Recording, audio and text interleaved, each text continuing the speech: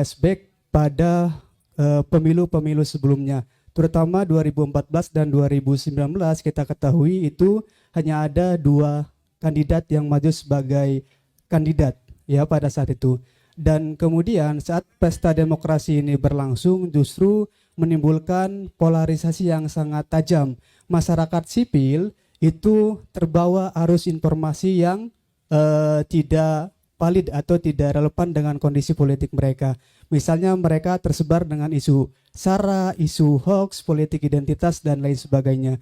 Sampai hari ini pun kalau kita rujuk misalnya pemilih pemula terutama generasi milenial dan Gen Z yang mungkin hari ini juga ada di forum ini juga pada pemilu 2024 sebanyak kalau tidak salah 55% atau sekitar 107 juta. Nah, artinya tadi betul yang disampaikan oleh Mas Apit selaku Ketua Netpid, itu juga bisa menjadi salah satu faktor determinan kan kemenangan salah satu kandidat begitu.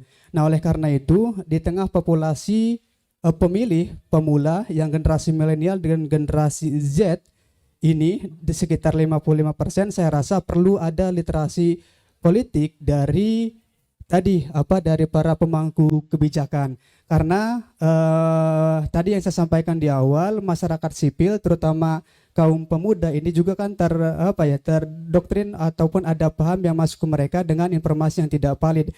Akhirnya mereka terfragmentasi secara sosial, baik masuk ke kubu A dan kubu B. Ini sebetulnya tidak baik dalam konteks politik masa depan di Indonesia.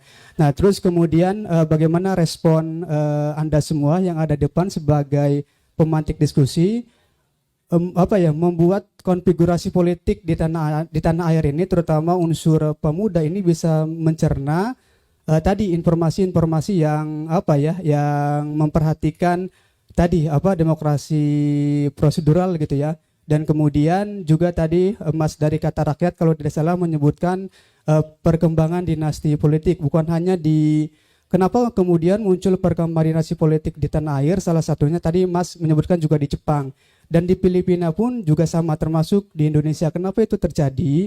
Karena memang pertama Indonesia baik Filipina dan Indonesia masuk ke dalam salah satu kategori Asia Tenggara. Nah, otomatis di beberapa daerah di Indonesia itu juga terkena imbasnya. Mungkin yang hari ini familiar adalah tadi yang disampaikan oleh Mas Yogi terkait dengan ada putra petinggi negara yang hari ini menjadi pimpinan partai politik. Nah, oleh karena itu perkembangan nasib politik ini kan juga tidak serta-merta lahir begitu ya. Itu meskipun desentralisasi reformasi politik terjadi, tapi tidak terjadi pada pada elit-elit politik. Justru elit politik itu melakukan transformasi begitu, teman-teman. Nah, oleh karena itu saya ingin mencoba apa gagasan dari Anda semua yang ada di depan melihat kondisi politik di Indonesia yang hari ini tidak berada dalam kondisi yang ideal. Kalau saya mencoba meminjam istilah Buya Sape Marif yang bilang para politisi kita sebagian besar hari ini adalah sangat pandai dalam politik sehari-hari. Misalnya mereka adalah bisa memobilisasi massa, kemudian juga sangat reaktif dan tadi tidak belajar dari sejarah. Nah, oleh karena itu saya rasa karena masih muda semua, bagaimana Anda semua bisa menawarkan ke kami apa gagasan untuk format politik di 2024 agar anak-anak muda ini tampil bukan hanya sekadar sebagai objek politik. Sampai hari ini saya rasa pemuda masih hanya dijadikan sebagai objek politik. Dia tidak serta-merta dijadikan subjek politik. Terutama mungkin kalau teman-teman ini kan kita diskusi di perkotaan. Kalau misalnya kita rujuk ke beberapa daerah, itu kan sangat banyak para pemuda yang hari ini masih mengalami kemiskinan struktural dan lain sebagainya.